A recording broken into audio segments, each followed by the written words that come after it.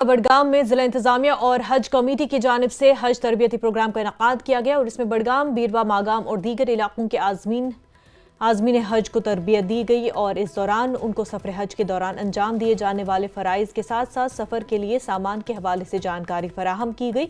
औक़ाफ़ committee ओमपुरा Budgam ने जामा मस्जिद में इंतजामात किए थे। हज कमेटी के एहलकारों समेत जिला इंतजामिया के भी एहलकार मौजूद रहे। आज़मीन ने इंतजामात की सराहना की। मरकज़ी औक़ाफ़ कमेटी ओमपुरा की तरफ से जो मरकज़ी जामिया मस्जिद खुलफाए राशिदीन है, स्टेट हज कमेटी, डिस्ट्रिक्ट एडमिनिस्ट्रेशन का एक बार फिर शुक्रिया अदा करते हैं कि उन्होंने अब पिछले 3-4 सालों से ये हज तरबियती प्रोग्राम है यहीं पर रखा है। हम इसका खैर मकदम करते हैं और तमाम हाजी साहिबान का वेलकम भी करते हैं। अपनी तरफ से हमने पूरी तरह से इंतज़ामात रखे हैं, चाहे वो हाजी साहिबान के वज़ू के इंतज़ामात है, चाय के इंतज़ामात है या खाने पीने के कुछ और इंतज़ामात है, वो हमने मुयस्सर रखे हैं। मैं यहाँ ट्रेनिंग प्रोग्राम के लिए आया हूँ।